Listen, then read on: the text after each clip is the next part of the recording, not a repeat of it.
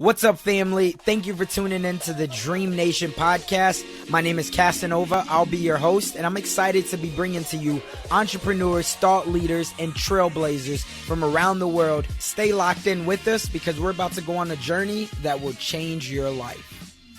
What's up, Dream Builder? We are back again. In today's episode, there's so much wisdom and knowledge that's dropped.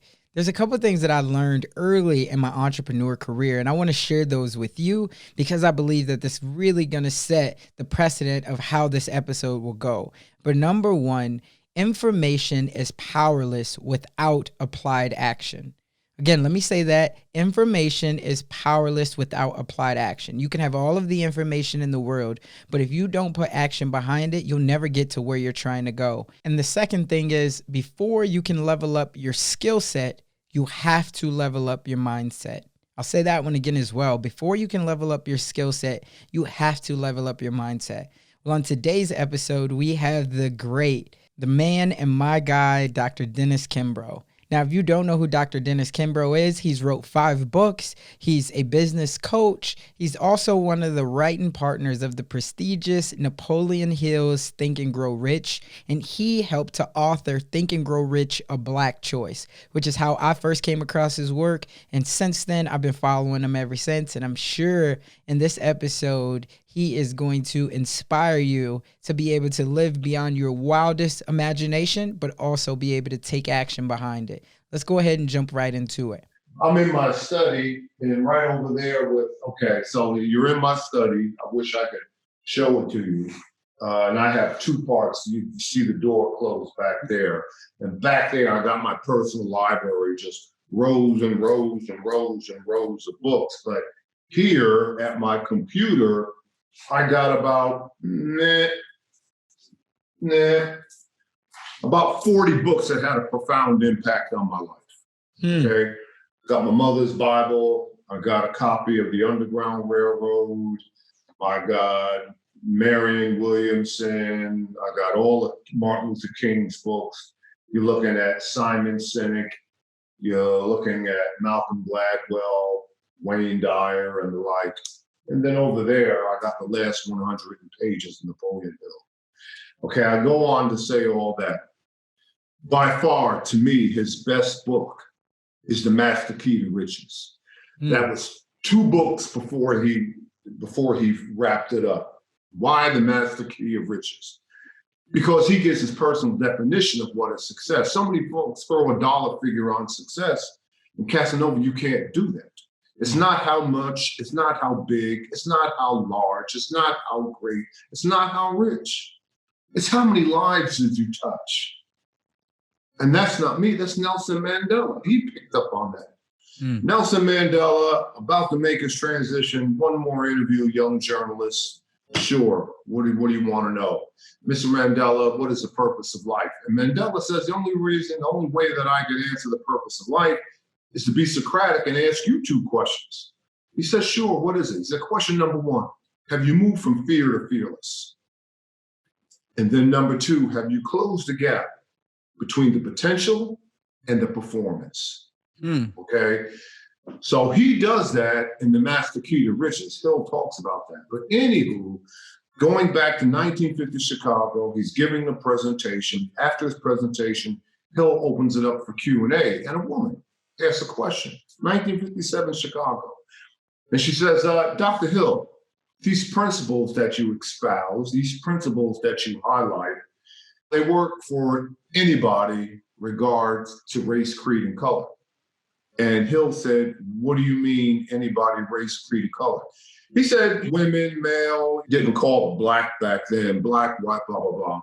And Hill responds, he says, let's get one thing straight. 1957 Chicago. He says there's no such thing as race.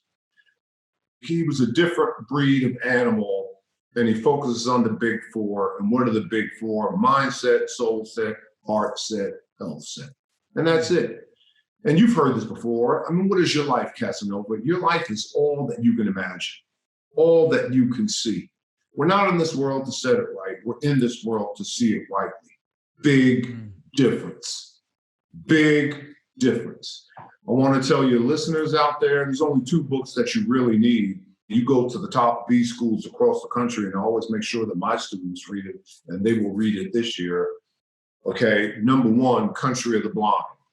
You can go online. Country of the Blind. Go online, H.G. Wells. You can read it online. As a matter of fact, both books you can read online. You don't even have to purchase, but if you're like me, you want your own copy so you can highlight notes in the margin and the like. Country of the Blind by H.G. Wells talks about sight. Most dangerous individual in the world is a man with sight but no vision. No vision, right? And you see that right now. You see that right now. No, I'm not getting into politics. I tell people all the time, I'm not Republican, I'm not Democrat, I'm not liberal, I'm not conservative. I'm a realist. I know what works and what doesn't. And what works, those men and women who have won most in life have relied mostly on themselves. What does the Bible say, Casanova? The Bible says, work out your own salvation. So what in the world does that mean? It means you got all the power. I gave you all the tools. You go solve the problem. Why does thou criest unto me? You go solve the problem. Here it is. And you've already solved the problem. Why? Because you're here. Dr. Kimbro, what in the world are you talking about? Okay, so why weren't you born the year I was born in 1950? The world wasn't ready for you. Just the fact that you are here. The stop signs have been removed. The lights go from red to green. Hey, man, this is your time to go up on the rooftop and shout to the world, I'm here. This is what I've been sent to do. So work out your own salvation. So mindset. Everything occurs to you twice in life. The inner, the outer, the thought, the thing, the mental, the physical. And those men and women who have won mostly in life have relied mostly on themselves. So that is the bottom line. And what Stephen Covey talks about, make sure you keep the first thing the first thing. That's where your focus has got to be. Because we live in a society right now that is begging for your attention. Right. Because that's the number 1 rule of marketing. When you take any marketing class, number 1, the first class in principles of marketing, what is it? Make your eyeballs move. That's the job of any marketeer. I don't like that. I don't like that. I don't like that. I don't like that. I don't like. Now this, yeah, you got more of this. This I like. So the reason why this is the absolute best time, and I said it on George Frazier's podcast, is because you got the best thinkers, the best influences, the best game changers, the best STEM minds, whatever, all focused on 1 or 2 problems. And what are those 1 or 2 problems? Number 1, the pandemic, and number 2, racial unrest. And that's not me, that's Malcolm Gladwell. Gladwell says any problem can be solved if only enough people care. And when he said any problem, well, damn it, he meant any problem. Right. The only reason why you have a problem is because you think you got a problem. You really don't have a problem. It's the thought that you think you got a problem. And if you got to think that you got a problem, go find enough people who care. And that is the bottom line. Right now, you have enough people who care. This is my 3rd pandemic, man. This is the 3rd time I've been through this. I can show you right there in my arm when I got my polio injection. I was about, 5, 6 years old. My mother takes me down to the Board of Health right there in New Jersey, in Jersey City. And all I can remember, kids crying and all these guys walking around with white coats, man. And I got popped. So that's number 1, the polio. And when you think of that, you got to think of Jonas Salk. You got to go online and read about Jonas Salk. So right now, you got countries, you got Putin on one side, you got Trump on the other side, just throwing money. And the pharmaceutical companies, this is almost like a race who can get the first vaccine because they're going to be banked like Hank. Right. Well, Jonas Salk was a mind changer, man. He was a mind changer. When he came up with the vaccine for polio, they said, Dr. Salk, man, you're going to be rich and everything. He says, no. He says, this vaccine belongs to the people. Can you imagine that? So that's number 1. I get my polio. Couple of years, here comes pandemic number 2. What?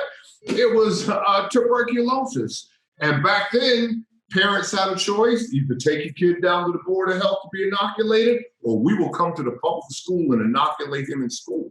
I got inoculated in school. They took me out of class, marched me down to the nurse's office, got popped. Glass, man. So this is number 3. Now, why do I say that? Do you really believe we needed a vaccine? If you think you needed one, go get it. That's where you are in your thinking. If you got a headache and you think you need an aspirin, by all means, take the aspirin. I've been a runner my entire life, more than 35 years of running. Marathons, half marathons, 10Ks, blah, blah, blah. Heaviest, is one of the heaviest I've ever weighed in my life, and I'm staying right here, it looks like, until I decide to drop a little. Got on the scale this morning, 215, blah, blah, blah. But when I ran, I wasn't an ounce over 175.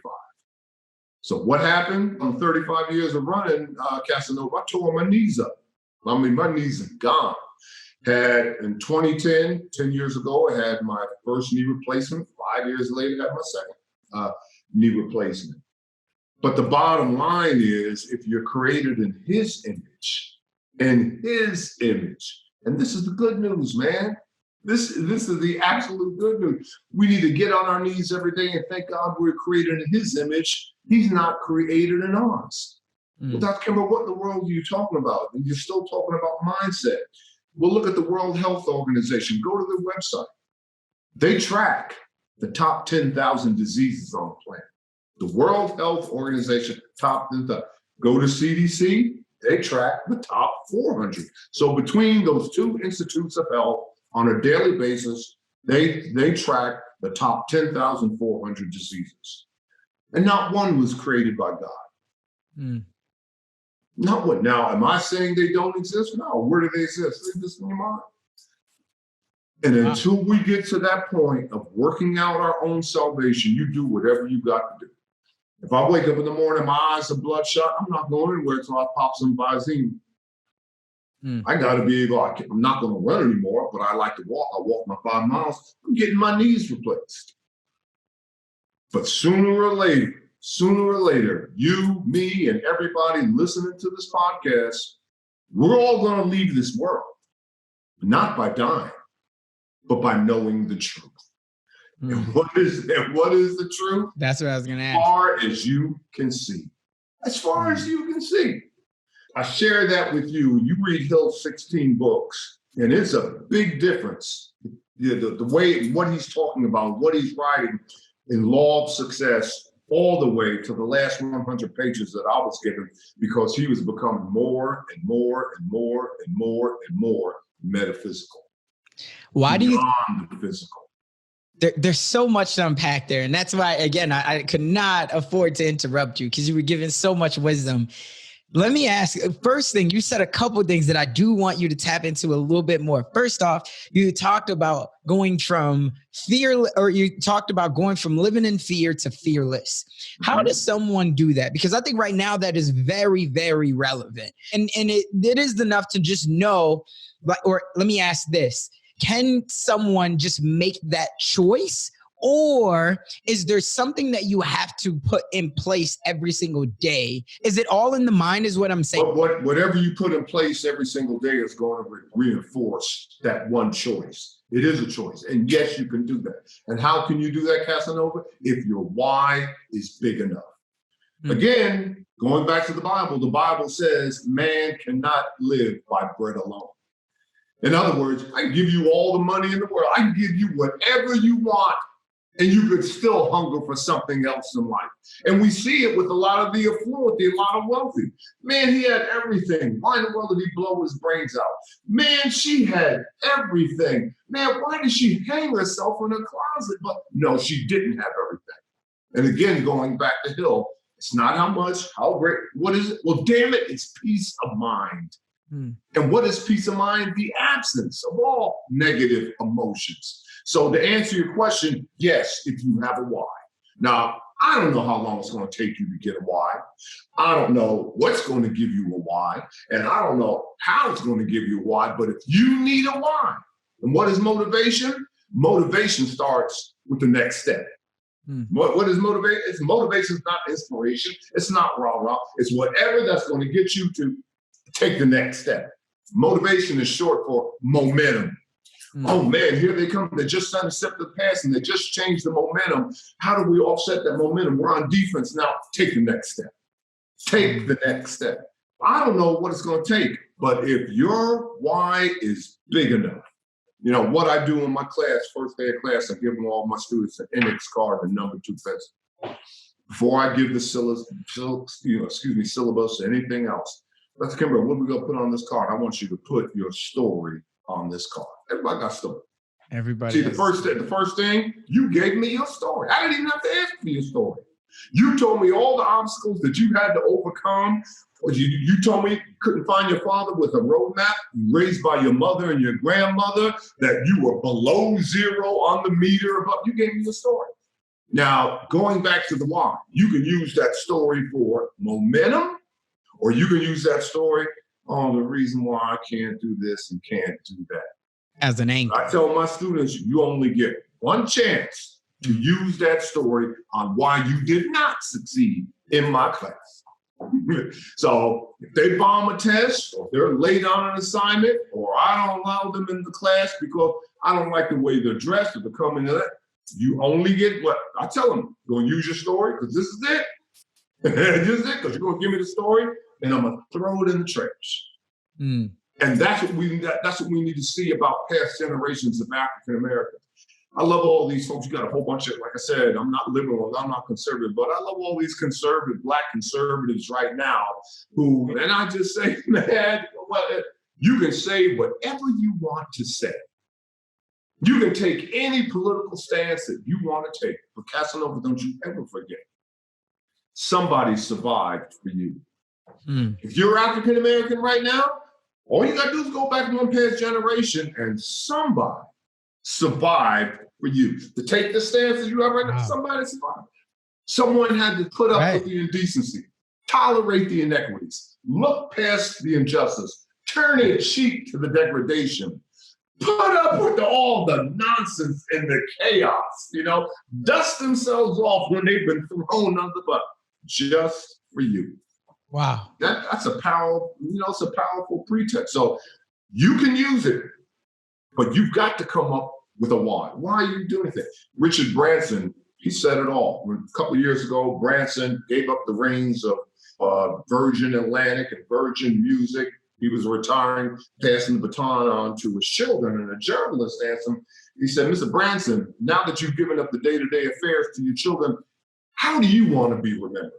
How do you want to be judged? And Branson said, well, I don't like judging people, and I'm certainly not in the judging business. But if you must judge me, don't judge me by anything that I built here at Virgin Atlantic or Virgin Music. Judge me by the character and integrity of my children. Mm. Casanova, what did I just expose to your little head, man, your brain, my brother? Level 5 leadership. And that's what you seek in life. And you can lead without a title. You don't have the degrees. As I say in the wealth choice, the wealthy keep score, the middle class keep score by degrees and titles. The poor keep score by cars and clothes, but the wealthy, they keep score by their bank account. So you can judge 50 million different ways, man. But the bottom line is your character and your integrity is a sacred trust, and you defend it at all costs.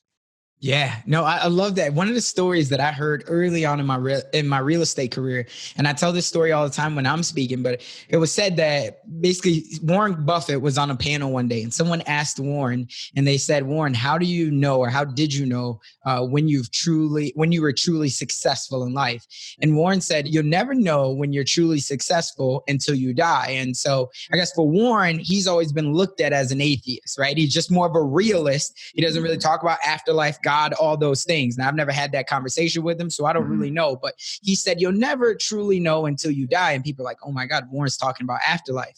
And he said, you'll never know until you die and you see how many people come to your funeral. He said, but more importantly, you'll never really know how truly successful you've been until you see how many of those people cry at your funeral, because those are the people who you truly touched their lives. And when I heard that, I was like, man, like that's something that's always always been huge, especially in the Black community, is because a lot of the times we live that same story that we tell ourselves is, I never got it, so when I get it, ain't nobody gonna get it from me. So then what happens? We go down the generations and we never teach that level 5 leadership of just like what you were talking about, because we have that story that we tell ourselves. And so it's so important that people hear that and they understand, yes, in the beginning, you're building your own foundation, but at the end, it has to become a switch earlier rather than later, that now it's no longer about the back of the jersey, it's more about the front of the jersey. And what that means is that I'm building a legacy for those who will come after me. Or even if I don't live to have my own kids, my brothers or my sisters or my nieces or my nephews or even my parents that can live that on. And I think that that's what I just heard from you. And so I love it because it feels like that you're talking about something that I already believe in my heart. And whether I needed it or not, it's an amazing affirmation to hear, to know that the way that I've been trying to do it is one that's profound. And obviously you've been doing this for over 40 years. I like Warren Buffett. He's emblematic of the corporate arena in general. And I'm an old corporate hack. I was the first Black male in the rotational program of Texas Instruments when I got out of my undergraduate degree in 72, 73. I was the first Black male in the rotational program for SmithKline and French Pharmaceutical. In the corporate arena, when you start talking about love, they freak out. You mention the word love in the corporate arena, they freak out. But the bottom line is, and I can get 100 people at Casanova, and I could say, okay, if you were describing God, what's the one word that you would use? And 95% would say love, okay? But the bottom line is, we see love, but we see the value of love all the time. If you're an entrepreneur and you love your customers, guess what? You get more customers. Right. If you're a teacher and you love your students, you're going to be teacher of the year. If you're an employee and you love your coworkers, you're going to be manager in no time. If you're an employee and you love your job, you get the parking space closest to the building. So, and what is love? Love is empathy, man. Love is caring. But Warren Buffett is true, and he got that from again, going back to the top business school. You go to Harvard and you declare yourself as a business major, one of the first assignments you'll ever be given is to write your own obituary. You go to the Stern School of Business at NYU, and one of the first assignments they give you is write your own eulogy. And they tell you when you die, make sure that your obituary is on the pages of the New York Times. Why? Because only people who are noteworthy get their obituary in the pages of the New York Times. But Buffett is right. The average funeral in the United States is 270 people strong. So anything over 270 people, yeah, you touched a lot of lives. But again, like I said, it isn't how much, it isn't how big, it isn't how rich, it isn't how wealthy, it's progress. That is the key. Are you making progress? Right. Are you making progress in every area of your life? Are you making progress? Like I said, we talked about mindset. What's next? Soul set. Pump the brakes on ego, man. Let's push ego to the side. And let's talk about we instead of me. And that's what this country is going through right now. It's no secret. This country's been in decline, but now it's really being in decline. People are really recognizing for the last year, last 18 months, last 20 months, man, is this bad boy coming apart at the seams? Why? Because ego is going off the meters. And I tell my students, well, Dr. Kimbro, it seems like there's more people who hate than love. And I say, no, that's not true. You got more people who love than hate. It just seems that there's more hate. No, those who hate Casanova, they hate with a conviction. And what is conviction? Conviction is a force multiplier. The only reason why you're successful in real estate, you probably had the real estate opportunity for weeks, for months, and for years, and you never moved on it. But now lately you moved on it. Conviction. Right. And we see it in sports every time. Those folks, you take a Kobe Bryant, you take a LeBron James, you take a Beyonce, you take a Michael Jordan. Initially, they're hungry. Man, they got a dream and they're hungry and nothing is going to stop them. And then when they reach their goals, unlike other folks who get hungry and reach their goals and you never hear from them, they maintain that hunger and then that leads to dominance. And that comes from having a big enough why. That's right. Once they hit their goals and objectives and they got the same hunger, well, damn it, they dominate. And see, conviction, once you're convicted and it leads to you hitting your goals and objectives, that leads to the passionate, committed mind, Napoleon Hill. And what does Napoleon Hill say about the passionate, committed mind? It can never be defeated. Never be defeated. I definitely agree. Let me ask, how big is exposure in your world? Because I feel like for a lot of people right now, especially in the Black community, a lot of the reasons why we don't take a lot of those risks, why we're not willing to get uncomfortable, things like that, is because we've never been exposed to it on a level from somebody who we feel like we can trust. It was the first time that I got exposed. It was through the Rich Dad Poor Dad. First time I got exposed to mindset was through Think and Grow Rich, A Black Choice. Do you feel like it's because we don't get exposed in the right way? The reason why we don't actually get out there and become more fearless? Casanova, you got to look at the historical context. If you're talking to a race for 400 years has its brains beat out, and 250 of those 400 years, it was absolutely, positively, totally against the law for you to acquire wealth. So what in the world do you think is going to happen, man? If I take a knife and I stab you in the back and I puncture your back and put that knife in your back 9 inches, and then I pull it out 6 inches, 3 inches of that blade is still in your back. You can't begin to heal until I take the knife completely out and you go ahead and cover the wound.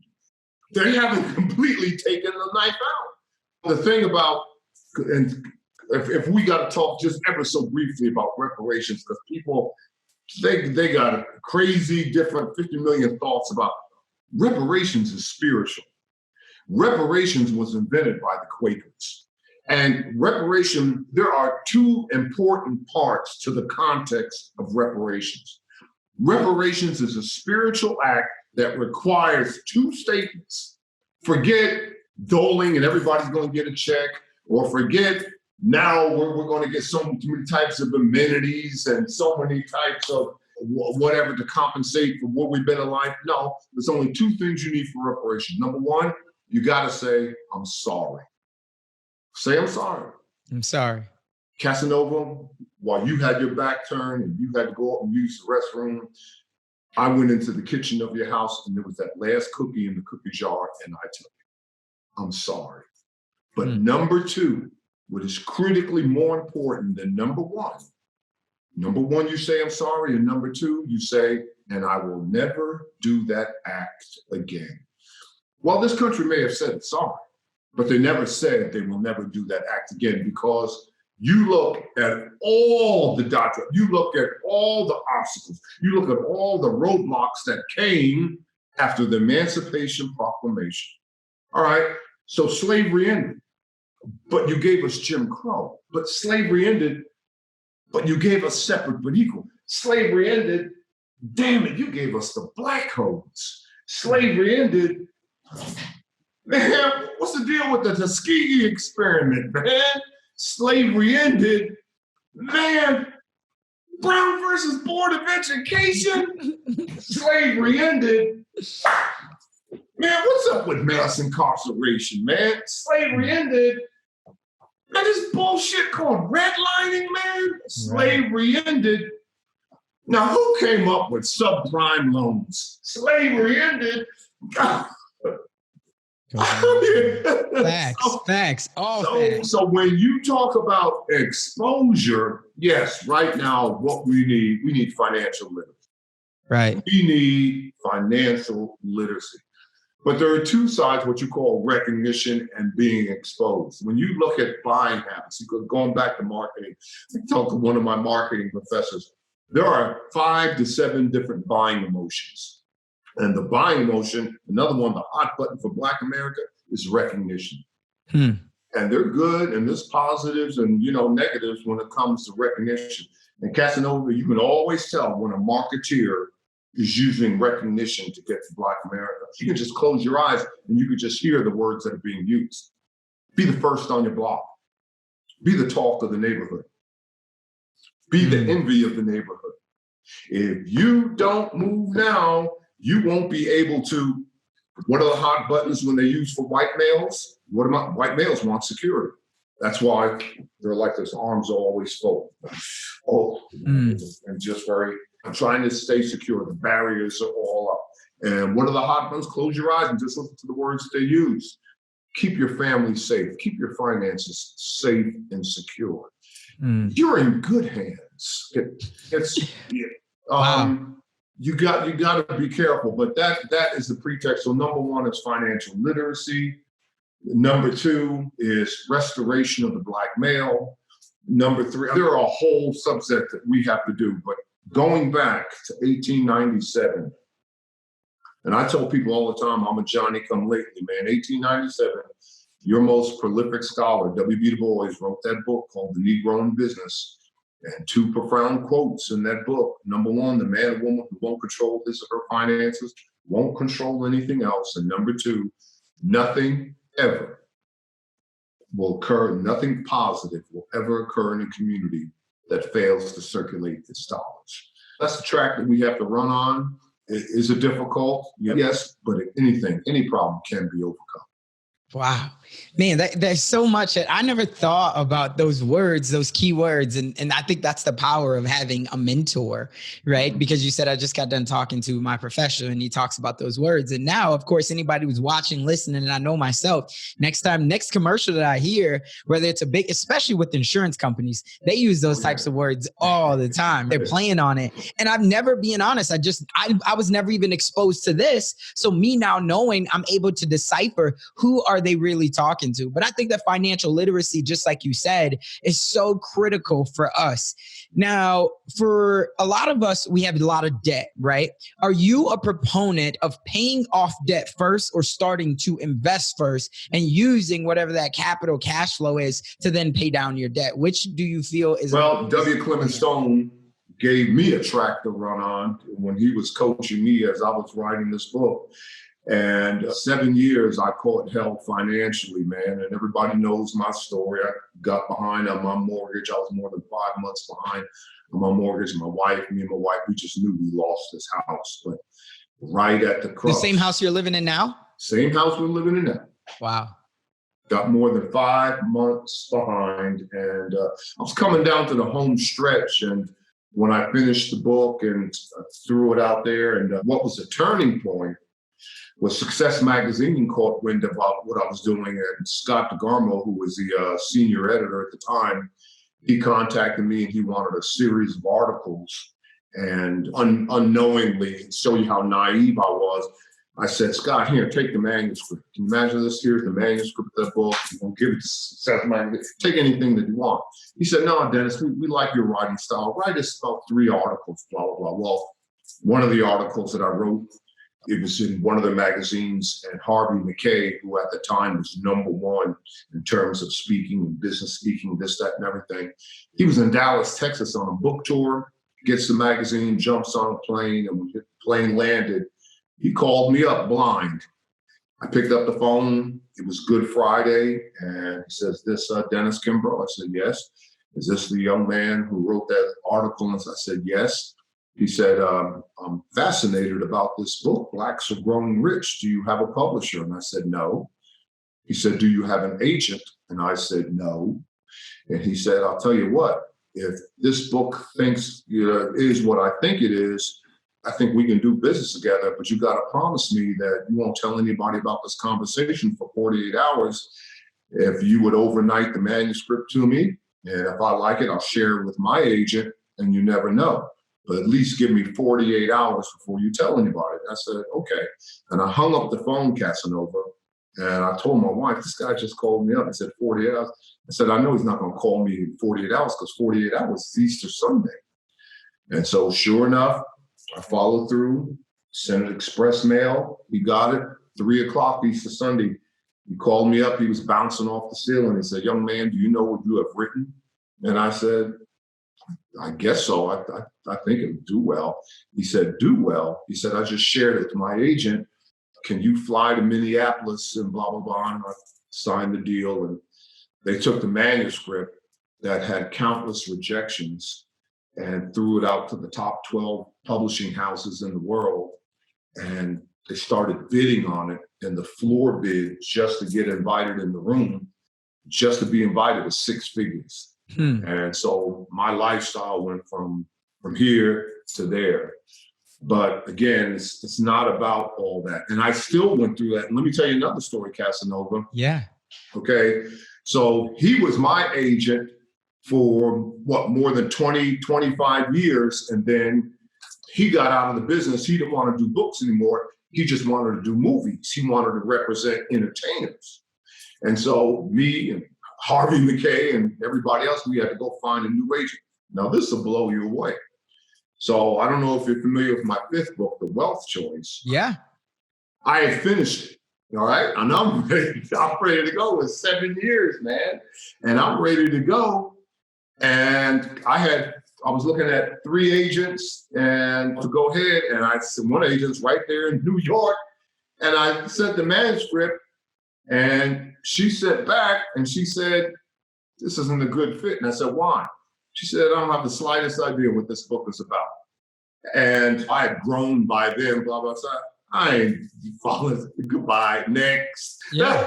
That's all. You never know. That's why it's not your capability. Everybody's got capabilities. Right. You got capability, I got capability. It's your belief in your capabilities that makes the difference. That's all the difference in the world. Everybody is capable. But those that we call successful, those that we, are enamored with, those that we want to emulate and we look up to, they believe in their capabilities.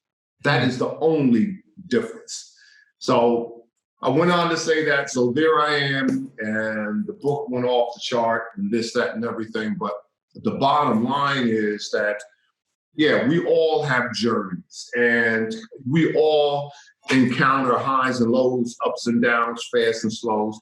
And success, the bottom line is success, it's like a roller coaster. And people want to know, when does the roller coaster end? Well, the roller coaster never ends until you get off the tracks. So that's the bottom line. Not in this world to see it wrong. Like I said, we're in this world to see it. And that's the part of soul setting. I love it. Keep it with your mind's eye because your physical eye will lie to you.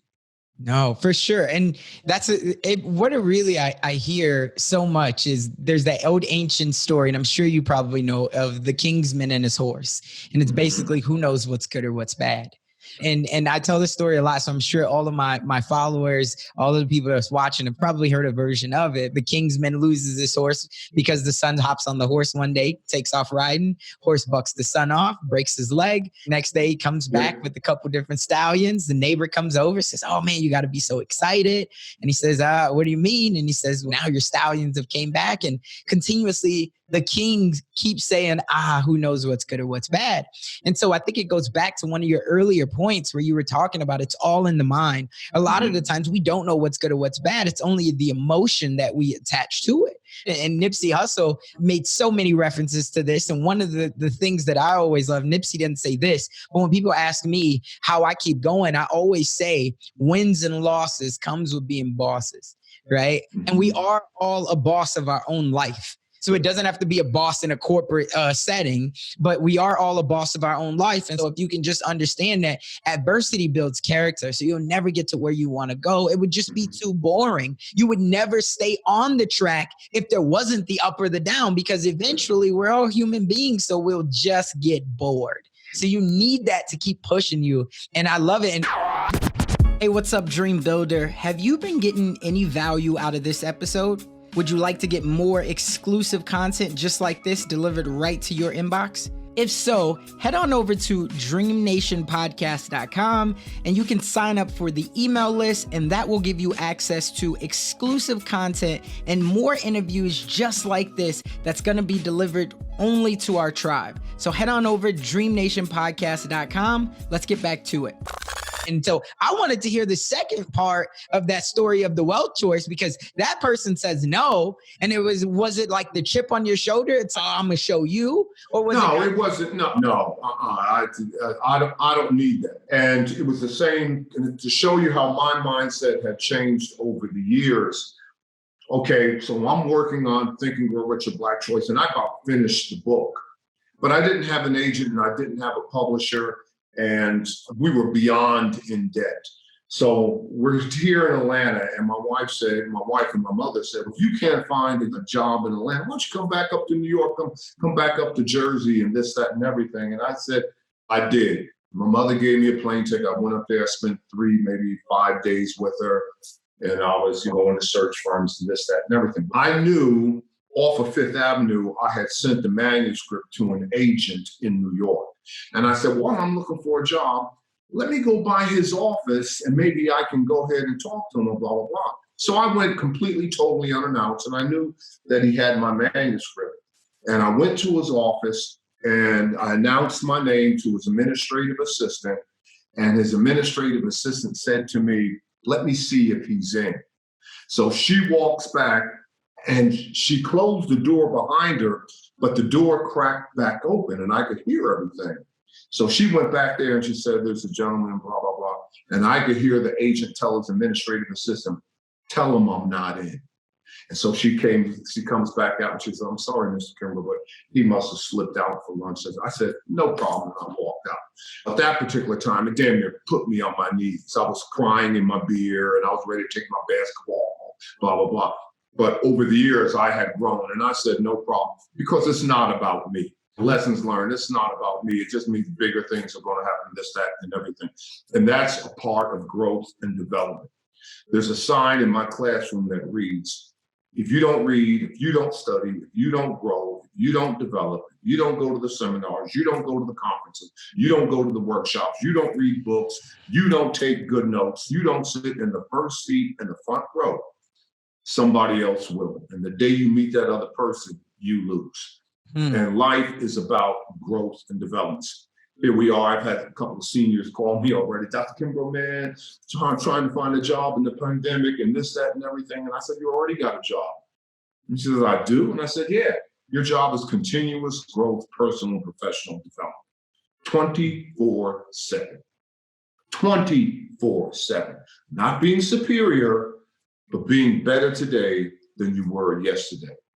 What does the Bible say? The Bible says, complete thy noble task. Many are called, but few are chosen. Right. Many are called, but few are chosen. What does that mean? Many are called, but few updated the resume. Many are called, but only a handful got a suit that fits. Many are called, but man, only 1 or 2 set the alarm clock. Many are called, but man, that was the only dude that filled out the application. Right. So, I mean, come on, my brother. Complete thy noble task. Do what you've been sent here to do. I love it. First thing that came to my mind when you said you already got a job, and he was like, "What's that? Your job is to find a job." Right? Right? You're never without work. Right? Yeah. But came, but no, I absolutely. I think that most of the time we don't think about that. So many people didn't wake up. So many people do not have even a mentor. Do not have a Dr. Dennis Kimbro to call. Do not know about podcasts and where they can find free resources to better their situation more than it was yesterday. There's so many people, just like you said, that don't realize that they are still chosen, even though you woke up. And the fact that you're driving to work or you just lost your job, but you can pop in that podcast and you can say, hey, I'm going to be exposed to something that's going to allow me to not go cry in my beard, as you said that you did. Oh, without a doubt. Right? Without a doubt. They can keep on their path and they can understand that, again, I'm still chosen. Maybe I wasn't chosen for that path. And that's the whole reason why it didn't happen for me, because you're a prime example of that. You took a lot of bumps, you took a lot of bruises, but then in the end, it all worked out for you because the path that you were supposed to be on, eventually, if you just keep pushing, it's like a maze, but you'll figure your way out. You might have to go back 2 or 3 times, but you'll figure your way out. It's called pivot.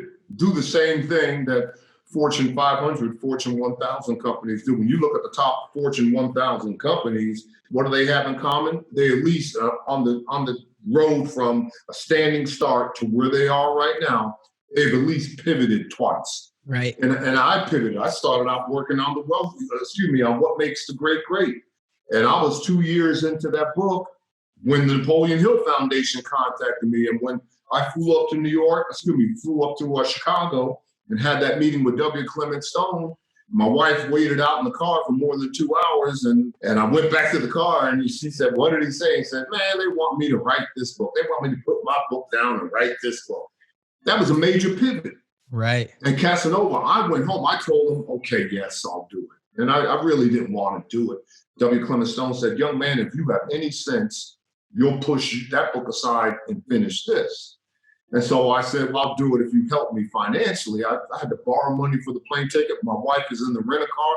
We don't have a dime between us. He could have easily reached into his lapel pocket, pull out his checkbook, and written me a six-figure check, but he didn't do it. And he said to me, if you really want to find the reason, while one person succeeds, while another fails, while one individual is rich and wealthy, while another is impoverished, it's in this laboratory that you must find. So he said, no, I'm not going to give you a dime because Andrew Carnegie didn't give Napoleon Hill a dime. So he said, but what I'm giving you is an opportunity. And so I went back and I went home, and I didn't work on that book for nearly 3 months. I'm in my study and I'm still fine tuning what makes the great great. My wife comes in my study and she says, have you started working on the other book? And I said, Pat, no, I'm not feeling it, man. I'm not. And she said, you better tell them something because they think you're back here in Atlanta working on their book. So I sat down and I wrote 90 pages. I thought it was pretty good. I put it in an envelope, overnight it, sent it to the Napoleon Hill Foundation. And they opened up, they read it, and they threw it in the trash. I said, no problem. I'm a big boy. I can take it. This time, Casanova, I wrote 125 pages. Overnight it, they read it. Threw that in the trash.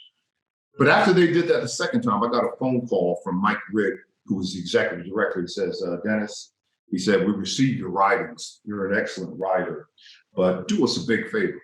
And I said, sure, well, whatever. What do you want me to do? They said, take your doctorate, take the PhD, put it on a shelf. You won't need it for this assignment. I said, what do you mean? He said, we want you to write this book as if you're writing a letter to a friend. And so I went back, changed all the wording, this, and what they were telling me to do, make it timeless. Make it where somebody can pick it up, right before the pandemic, I'm walking off campus. I guess he had to be a freshman or something. I don't even know if he was a business major. He came up to me and he was holding a copy of the book. And he said, man, where's this book been, man? I've been reading this thing. I've been telling my friends about it, man.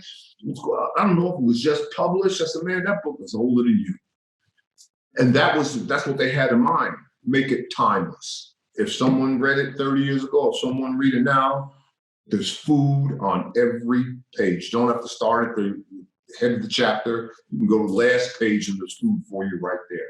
And it all goes back to pivoting. And what is the definition of pivoting? It is maintaining your strategy, but altering your tactics. Maintain the strategy. The strategy, I want X $1 million by this particular date. I'm going to do A, B, C, X, Y, Z, 1, 2, 3. That's the strategy. Right. Nothing changed, but the tactics change. And change the tactics regardless of what you got invested at that particular time.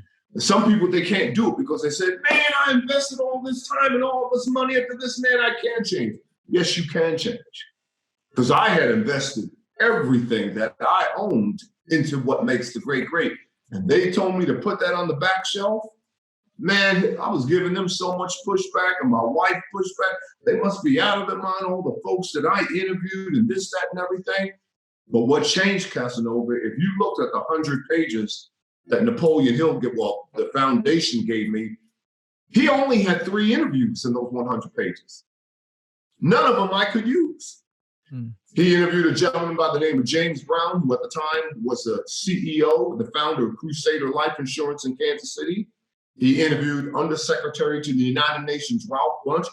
He didn't, but he didn't even have chapter headings. He had about 100 pages, and if he ever kept hitting on the same rock, I use that as a chapter. He kept hitting on right mental attitude, okay? He kept hitting on not financial literacy, but mindset. I use that as a chapter. He kept hitting on, persistence, and I use that as a chapter. And I just started all the interviews. I had more than 125 interviews, man. So I could just take them and place them wherever I want. And I still have interviews that I had with individuals that I never used, man. That I never used. And some interviews were Kathy Hughes of Radio One. Yeah. All right. She's a billionaire. I spent 2 days with her. 2 days with a billionaire, man. And I was thinking, okay, I got up this morning and I checked my emails, and I got an email about Kamala Harris, and it was like a sexual slur or something that someone had said about her. And what went through my mind this morning, Casanova, the interview twice. I met her twice, had a real nice interview with Rachel Robinson, Jackie Robinson's widow. And the stories that she told me of what they went through when this man was breaking the color barrier that she didn't share with other folks, man. This is the bullshit. And not only was I thinking about Rachel Robinson, I met and I sat down and I basically had dinner with Billy Aaron, Hank Aaron's wife. Yeah. And she told me that 90 days out before he even broke Babe Ruth's record, they couldn't live in their house in Atlanta for all the death threats. Right. Yeah. He was 90 days out, man. Okay, the baseball season opens up in April. Here it was in January and February. She couldn't even live in her home in Atlanta for the death threats. And so what was going through my mind, how much more nonsense, man, do we have to take, bro? Right. What did they want from us, man? Facts. That's all about pivoting. That was all about pivoting. Yeah. But I had all these interviews and everything, and wherever I said, this would be seen, let me use this right here. There's an old man right there, man. And one of the benefits and perks of teaching in Atlanta is Atlanta's a hotbed. Right. And you never know who you're going to meet.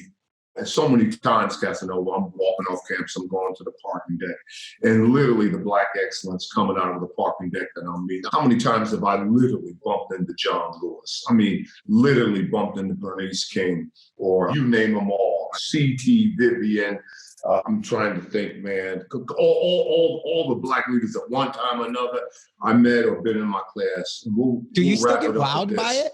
Because I mean, you've been around and been a superstar on your own for the last 20, 30 years. So when you see someone, do you still get wowed by it? Do you still be like, wow? Or is it? I don't get Google-eyed, but here's the thing.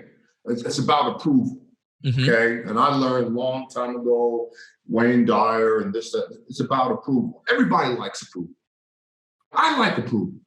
Casanova, I like walking down the street and what the student did to me. I was like, Kimbro, man, can you autograph this, man? I like going through the airport and someone comes up to me and I don't know their name and says, man, your book changed my life, man.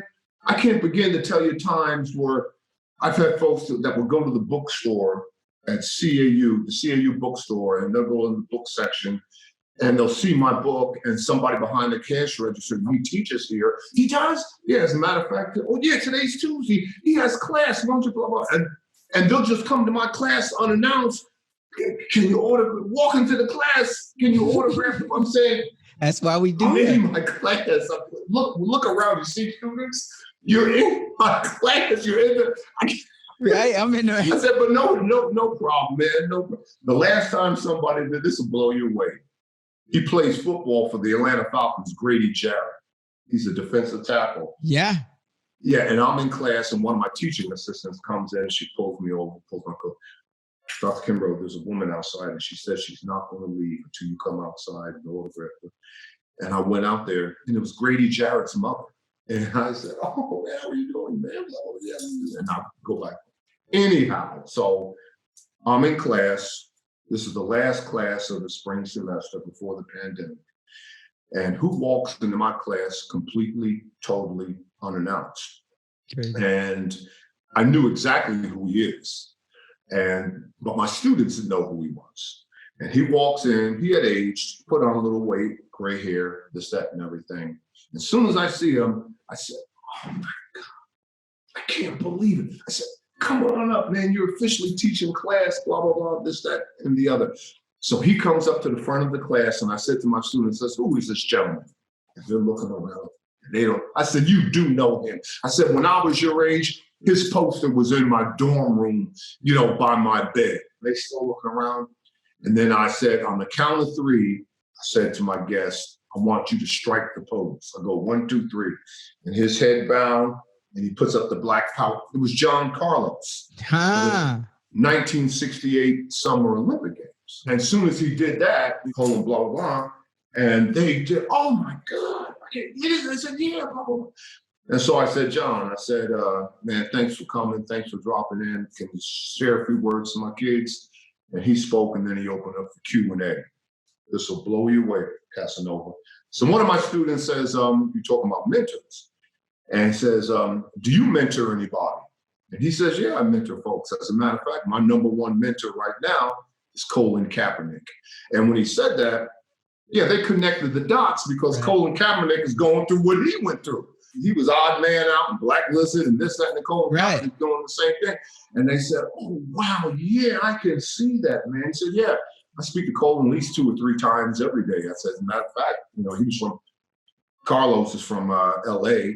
And he said, we spoke before I got on the plane, this, that, and everything. And then another student says, do you have a mentor? And this will blow you away. And he says, yes, I have a mentor. So who's your mentor? He said, Harry Belafonte. And at that point, I said, why Harry Belafonte? He said, Harry Belafonte doesn't live too far from me. He lives out here in LA. And he told me, he says, when the average actor, actress, and entertainer wakes up in the morning out here in Beverly Hills, the first thing he or she does is pick up the phone and calls their accountant to see how much money they have in the bank. Harry Belafonte says, as soon as he gets up in the morning, the first phone call he makes is either Nelson Mandela or Martin Luther King. He said, now who is going to lead a more fulfilled life?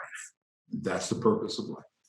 Wow. So let me ask you that same question. I know we're wrapping up here, and this has been absolutely amazing. Everything that I hoped for.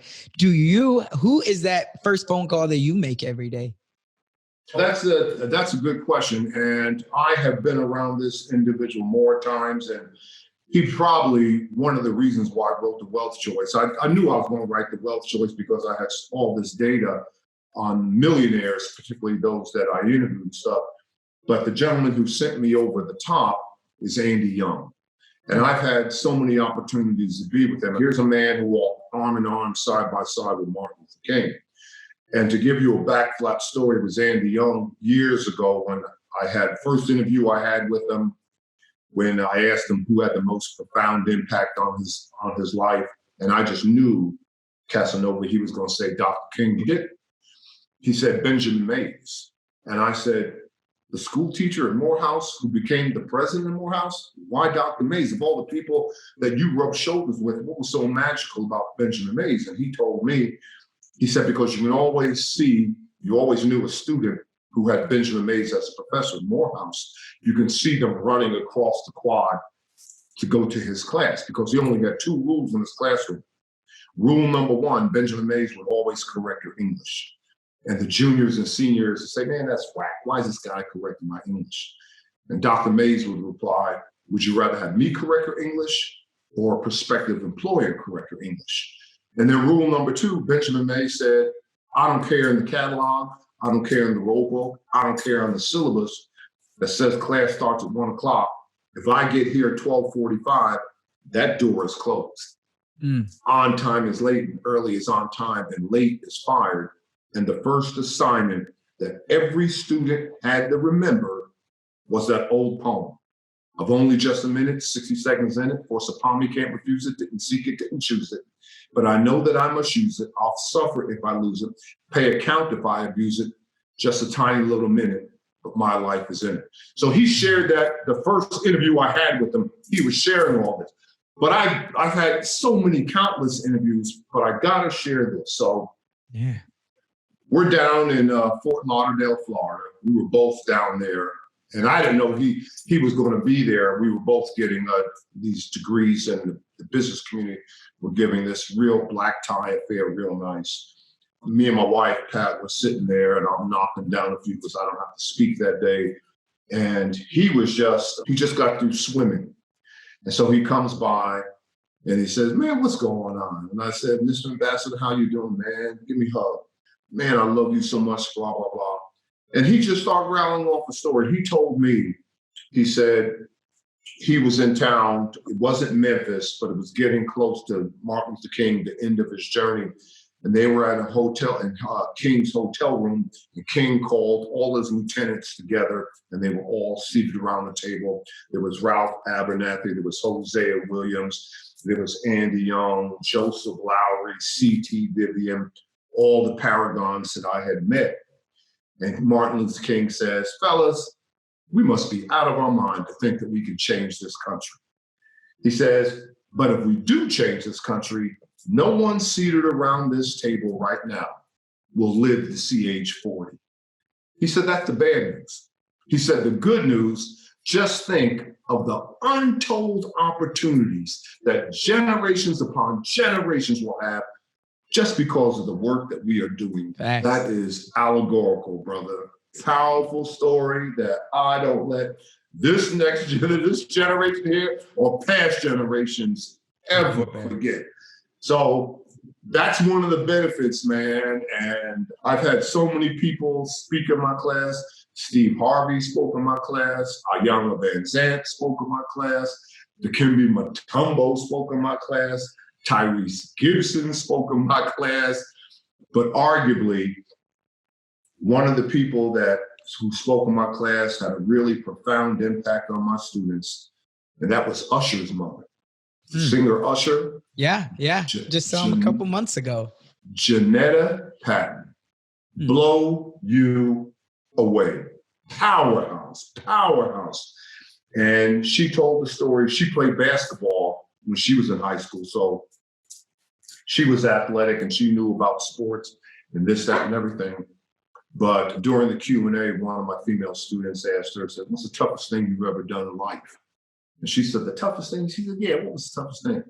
And she said, arguably the toughest thing I've ever done in life is learn how to be the only Black female in the room. Because she personally, every contract that Usher has ever signed, she negotiated. She negotiated his first, his second contract, his recording contract. Yeah. And the last contract that she negotiated, as she's part owner of the Cleveland Cavaliers, right? She negotiated that contract. Wow. Profound. And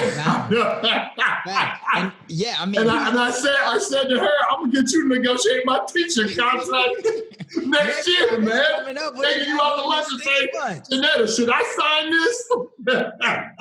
Thanks. No, it's great. I just heard Usher. I was at the Grant Cardone conference. It was earlier this year, obviously before the pandemic had hit. And so it was the Grant Cardone conference, and Usher came and spoke there. And he mentioned his mom too, and he mentioned how profound that she's been on his career. And that's, I think, the power, again, of mentorship. You don't necessarily need a dad, but you do have somebody that's in your corner right now that's always championing you.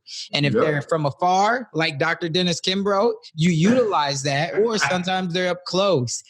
There's somebody out there that's wondering right now, out of everything, all the success that you've had, all the people that you've met, all the relationships that you've built, if there's one thing that you could change to speed up, or let's say accelerate your journey of your dream of where you are now, what would that one thing be? Belief. You would have believed soon. Belief.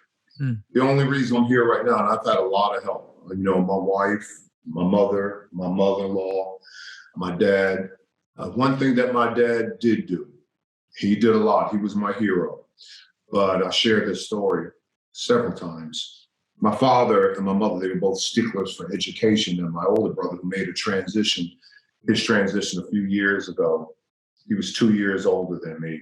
And when we were small in elementary school, we had to do our homework. And my dad had to check our homework before we go outside and play. And in the winter months up in Jersey, by the time he got home, it was dark anyway. We couldn't go out. And we couldn't watch TV on school nights, Casanova. Couldn't watch TV on school nights. But my father made this one exception. There was this one show, came on 30 minutes once a week, and he sat us down. We had to watch the show, and he quizzed us after the show. And the title of the show was Biography.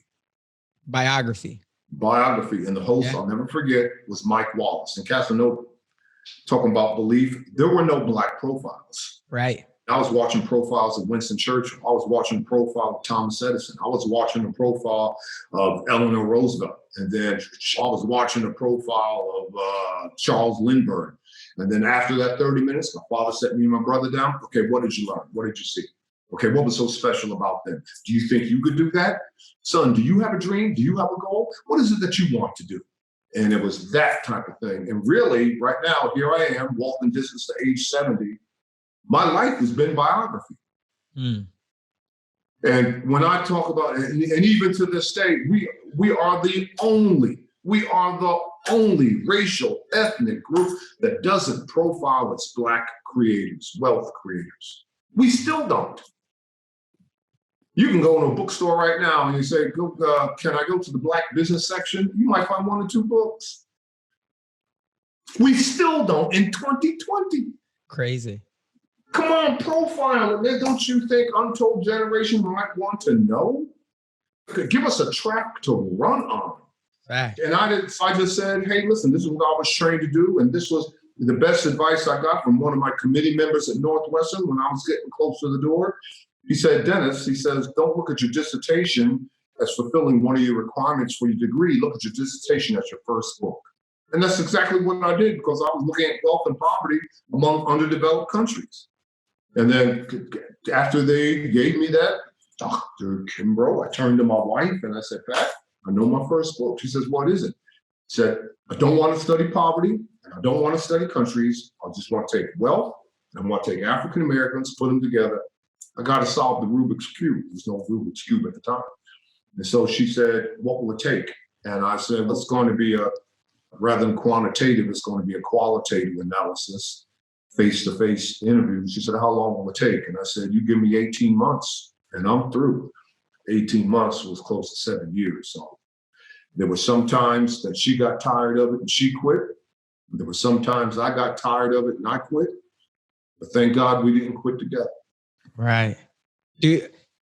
Wow. Do you think right now that if your time was done, do you think that you would die fulfilled? Ooh. Oh, well, I've had some life-changing and fulfilling events. And just like Richard Branson, probably I have what is called the 5 great events of my life. And I think everybody should write down, what are the 5 great events of your life? And I got several of them, man. I just check them off. One, I got my degree. And my mother hung around long enough. She came down with a virulent strain of cancer when my first book was released. My mother never heard me speak. But now she hears me speak all the time. And my father, he died a year and a half before I completed my coursework. And after I was granted the doctorate, I went by his graveside and I said, Pop, we did it. Because my father would always say to me, he said, son, I missed my ship, but you'll catch your boat. You right on time. And my dad had so many idiosyncrasies. Every Sunday night, he would do the same thing. He would collect silver dollars and he would polish his silver dollars after he shined his shoes.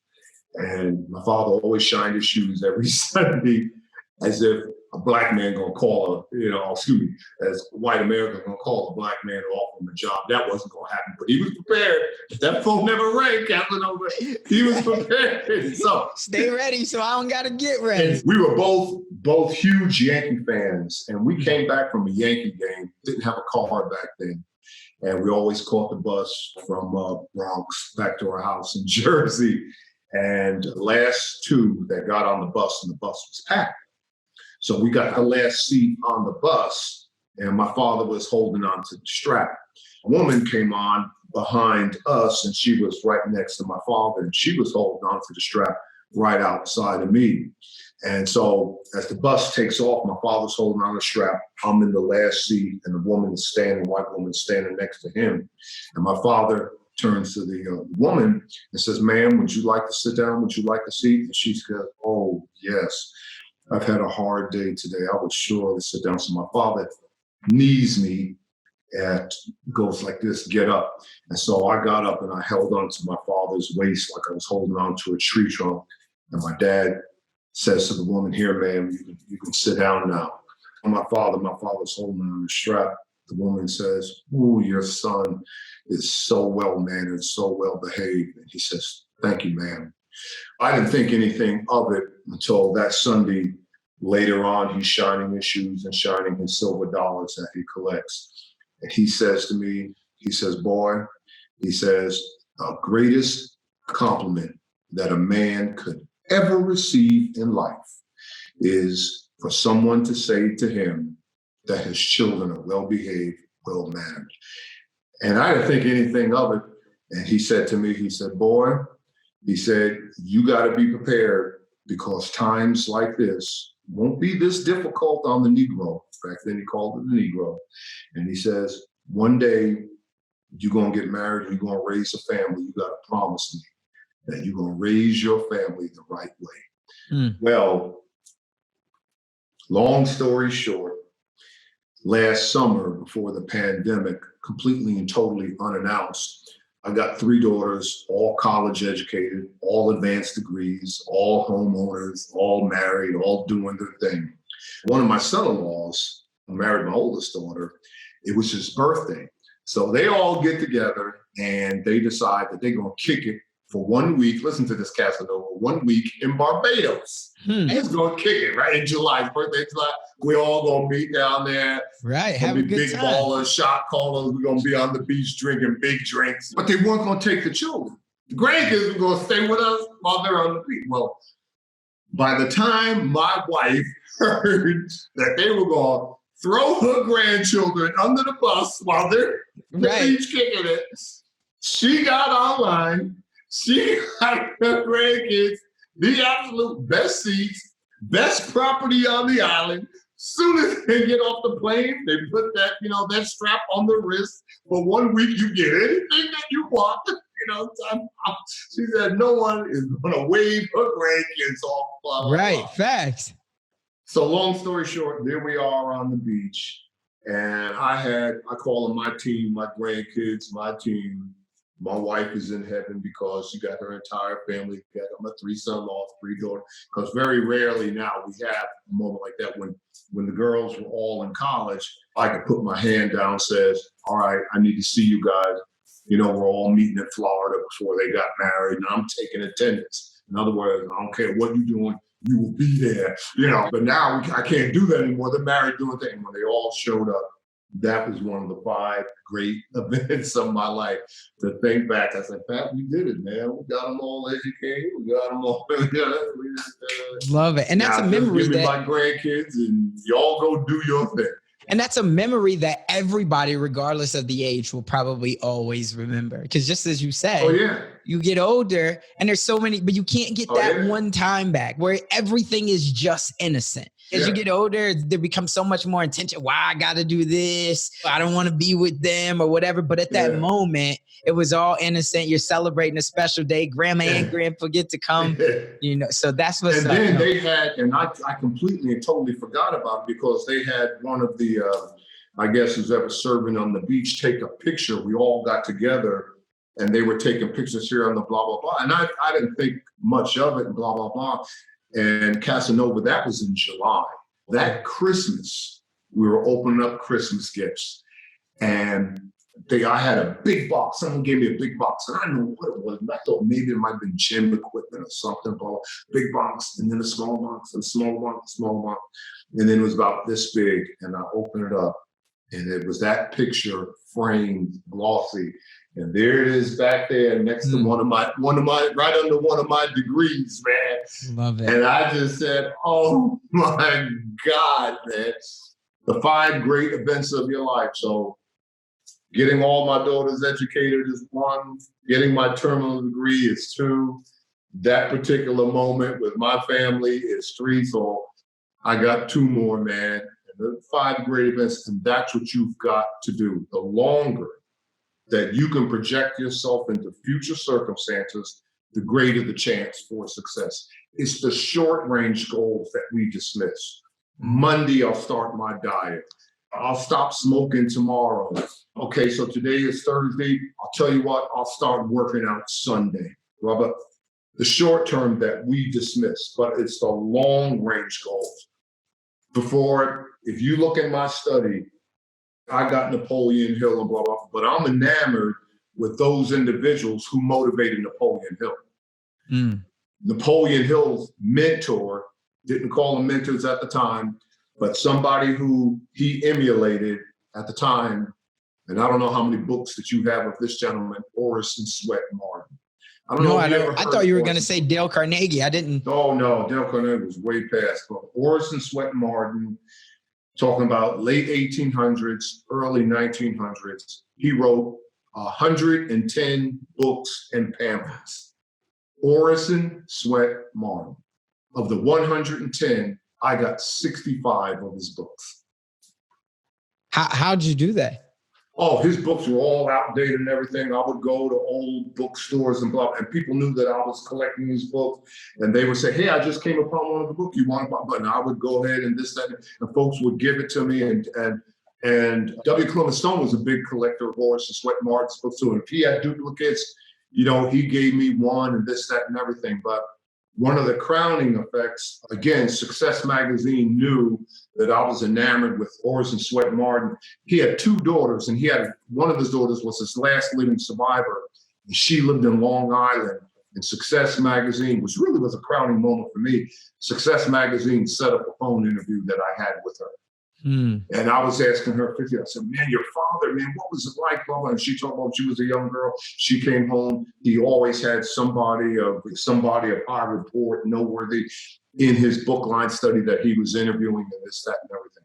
So that was a pretty exciting time. So I've had so many memorable moments. And right up there, the last two, and I promise we're going to shut it down.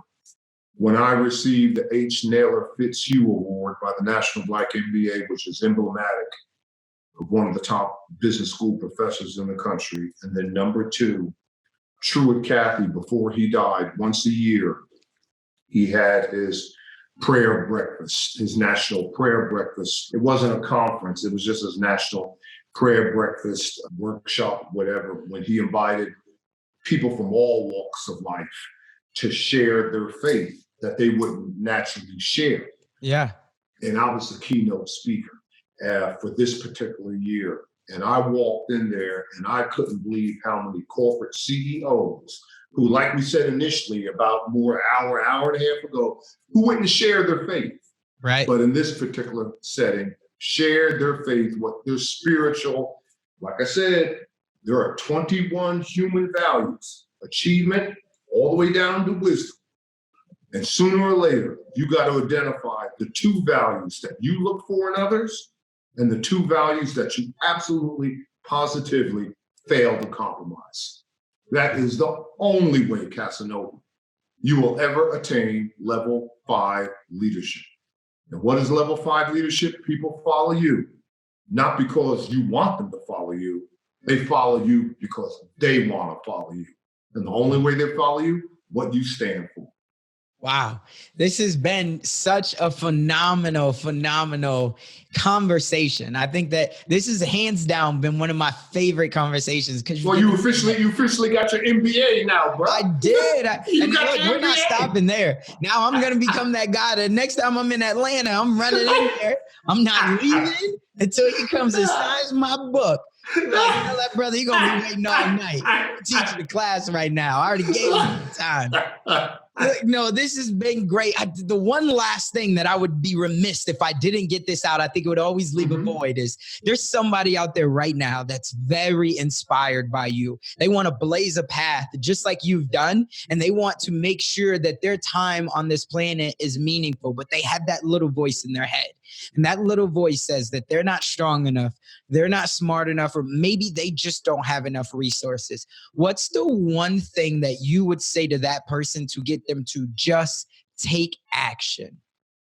Oh, man. Number one, if that little voice is telling you that, tell that little voice to go to hell. All right?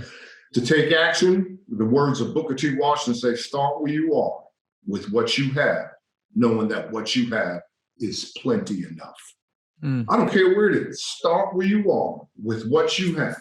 How old was John Newton, the slave owner, when he gets halfway across the Atlantic, finds himself in a turbulent storm, falls on his knees. He gets this epiphany, goes to the captain of the ship, says, "Captain, take this ship back to its original port and release this cargo."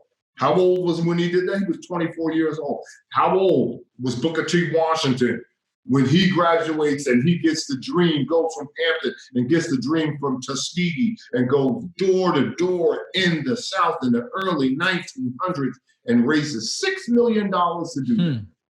He was 24 years old. Right. And I got to share this with you. I had a presentation at the Tepper School of Business at Carnegie Mellon in Pittsburgh.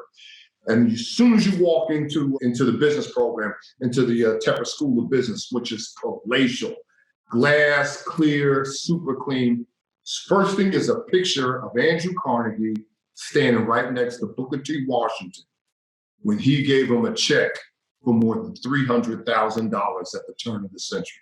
What $300,000 was at the turn of the century to go ahead and launch Tuskegee. If you're weak, I can show you how to be strong. Casanova, if you're slow, I can show you how to become fast. But I don't have an anecdote for low self-esteem. That is something that you have got to do on your own. And the quickest way for you to raise your self-image is to praise your God. Because when you're praising your God, you're basically praising yourself. I love it. That's all we got. This has been, again, so fulfilling to me. I feel like definitely no matter what, if I stop my podcast tomorrow, I know that this episode right here will have a standing impact on many people's lives. So if there's that one episode that I got to tell you, if you are looking for wisdom and you're looking to boost your self-esteem and you're really looking for tactical advice, I think that this has been all of that. For anybody who wants to stay connected with you, I'm going to make sure that we have all of your links you can in the show notes. I'm on LinkedIn, I'm on Facebook, I'm on Twitter, I'm on www.denniskimbro.com. Okay. Whatever. Cool. We'll definitely make sure we put that in there. Remember DreamNation and the dream we trust. But just as he said, we must take action, just starting with where you are right now and understanding that it's plenty enough, whatever you have, because if you do not take action, it will only merely be a fantasy. We'll catch you on the next one. That's all we got for this episode. Thank you for sticking around. That truly means a lot to me, and hopefully that means that we delivered massive value on this one. If you haven't already, the way that you could say thank you to myself and the team is just by heading over to iTunes and leaving a review and a rating. That's what iTunes loves to see. That's how we get out there even more. And I would definitely be grateful for it. I know the team would as well. Do me a favor and head on over to DreamNationPodcast.com. That's where you're going to be able to find all of the resources that we talked about in today's episode, as well as more exclusive content. And you'll also be able to sign up to our email list where we have more exclusive content. And we always love to hear the feedback from you all because you're our tribe. So remember, in the dream we trust, we'll see you on the flip side.